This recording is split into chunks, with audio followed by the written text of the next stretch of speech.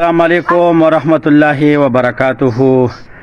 ټولو مسلمانانو ته یارانو دوستانو ته پین فالوور ته چې څومره دي ټولو ته د زړه د کومینه لوی اختر ډیر مبارک شه.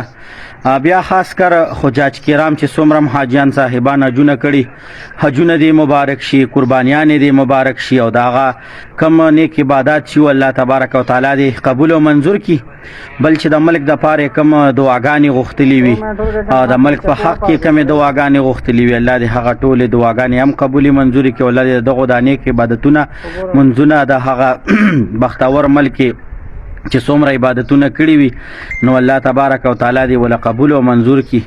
او الله تعالی دې چې دینو زمونږ استاد هم په حال باندې رحم وکړي. مې بار کې پراشه د خپل مرګرو ته چې دینو د اختر مبارکي وایا لکه چې د غټ اختر ورځ ده نو الله پاک مټول خوشاله آباد لره او زما د طرف نه ټول ته چې دی لوی اختر ډیر مبارک شه. خو بار کې یو ویډیو کلیپ رشاده حجاج کرام یو کلیپ راغلی دی، تیر کلیپونه بم راغلی وي، خدا ځل چې کم راغلی دی نو دا سم د اجانو شغیب اختر دی.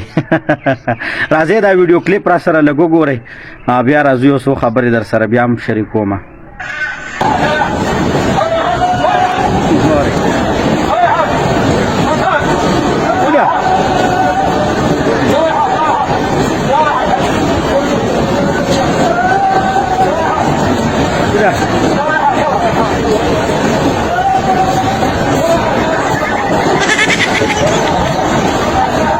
اخیره کې ګوره ښه کپړې پسې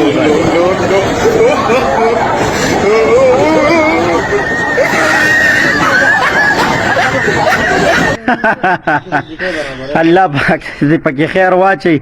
اجي سي پس چې دی نو اخره کې چپړې مې وستلې بيخي چې دی نو شیطان بس ماپ کوي نه او دا شیطان چې دی دا د کانی په نمونه کې لکه ډېر کانی د غزینو کې لګولې دي چې مخ کې صرف شیطان ښکارا شو نو دا چې ولې لکه داسې شو چې شیطان دی وشته دا غټ دیوالونو په سیس کې جوړ کړي دي شیطانان.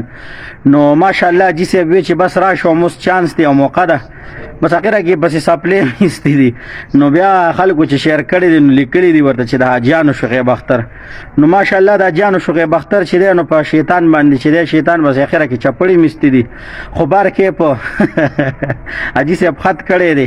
الله دې دې مچ قبول او منظور کړي او ماشاءالله په شیطان باندې خپل کوشش خو برابر کړي دي پښتو کې. نو بیا هم یو ځل ټول حاجیانو ته حجونه قربانیانه او د لوی اختر ډیر مبارک شه. او بیا چې دینو نور چې کم مسلمانان دي ټول ته د زړه د کومینه د لوی اختر ډیر مبارکباد پیش کوم. الله مخاد آباد لره د لوی الله پامان.